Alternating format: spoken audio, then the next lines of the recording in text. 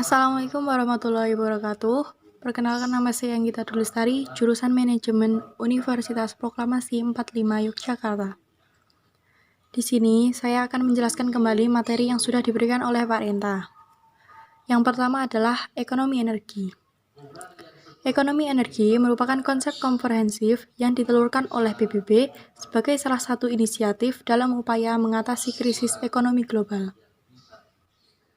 Selanjutnya, ekonomi energi sendiri dapat didefinisikan sebagai ilmu yang mempelajari bagaimana individu atau kelompok individu dalam masyarakat memilih, memutuskan, memanfaatkan, atau mengalokasikan sumber daya yang langka secara efektif dan efisien sesuai dengan berbagai alternatif pemakaian dalam produksi komoditas dan distribusi untuk konsumsi masa kini atau masa yang akan datang.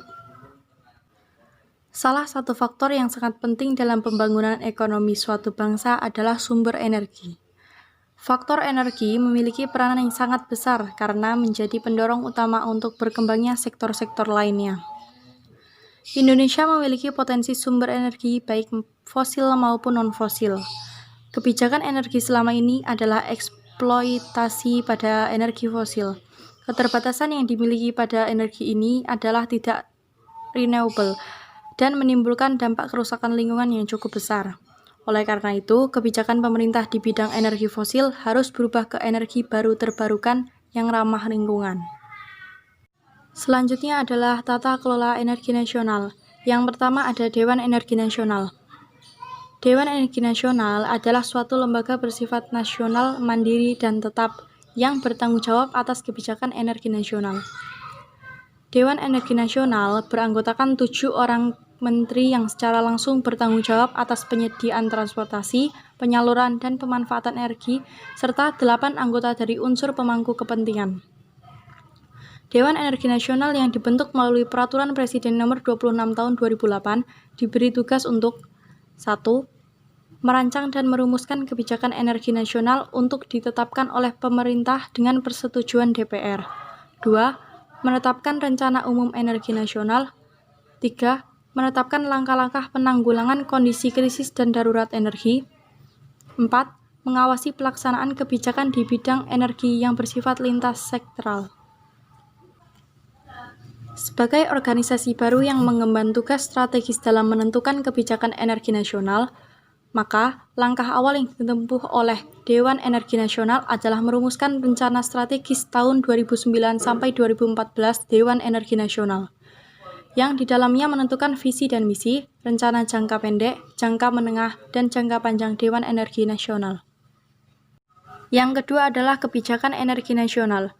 Kebijakan energi nasional disusun sebagai pedoman untuk memberi arah pengelolaan energi guna mewujudkan kemandirian dan ketahanan energi guna mendukung pembangunan nasional.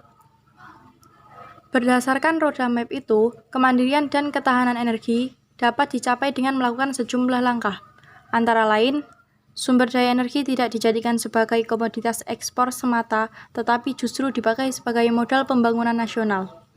Kemudian, pengelolaan energi juga mesti dilakukan secara optimal, terpadu, dan berkelanjutan. Selain itu, efisiensi pemanfaatan energi juga harus ditetapkan di semua sektor. Yang ketiga adalah Rencana Umum Energi Nasional. Rencana Umum Energi Nasional yang disingkat RUEN merupakan kebijakan pemerintah pusat mengenai rencana pengelolaan energi tingkat nasional yang menjadi penjabaran dan rencana pelaksanaan kebijakan energi nasional yang bersifat lintas sektor untuk mencapai sasaran kebijakan energi nasional. Tujuan dari Rencana Umum Energi Nasional adalah 1. Mewujudkan kemandirian pengelola energi. 2. Menjamin ketersediaan energi dan terpenuhinya kebutuhan sumber energi dalam negeri. 3. Mengoptimalkan pengelolaan sumber daya energi secara terpadu dan berkelanjutan. 4. Meningkatkan efisiensi pemanfaatan energi. 5. Menjamin akses yang adil dan merata terhadap energi, pengembangan kemampuan teknologi, industri energi, dan jasa energi dalam negeri. 6. Menciptakan lapangan kerja dan terkendalinya dampak perubahan iklim dan terjaganya fungsi lingkungan hidup. Yang keempat adalah Rencana Umum Energi Daerah Provinsi atau Kota.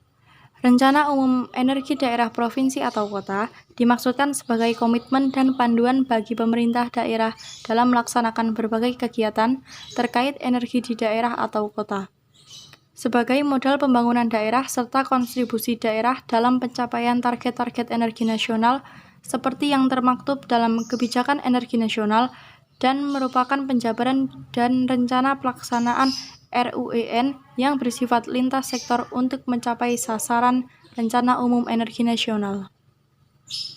Penyusunan Rencana Umum Energi Daerah Provinsi atau Kota hendaknya selaras dengan Rencana Pembangunan Jangka Panjang Daerah dan Rencana Tata Ruang Wilayah Daerah yang selanjutnya menjadi masukan dan dasar penyusunan rencana strategis dan rencana kerja daerah yaitu RPJMD, RKPD, Renstra SKPD, dan penyusunan APBD. Yang terakhir adalah Bauran Energi Nasional 2025 dan 2050. Indonesia memiliki target untuk meningkatkan porsi bauran energi baru terbarukan dalam Bauran Energi Nasional. Target ini telah disepakati melalui Peraturan Presiden Nomor 79 Tahun 2014 dalam Kebijakan Energi Nasional yang menyatakan bahwa bauran energi baru terbarukan setidaknya 23% di tahun 2025 dan 31% pada tahun 2050. Sedangkan RPJMN memiliki target bauran energi baru terbarukan sebesar 13,4% pada tahun 2020 dan 20% pada tahun 2024. Target tersebut mengharuskan Indonesia meningkatkan 4,85% bauran untuk mencapai target di tahun 2020 dan meningkatkan sebesar 3% pada tahun 2025 untuk memenuhi target RUEN jika berpatokan pada target RPJMN 2020-2024. Cukup sekian yang bisa saya sampaikan, kurang lebihnya mohon maaf. Wassalamualaikum warahmatullahi wabarakatuh.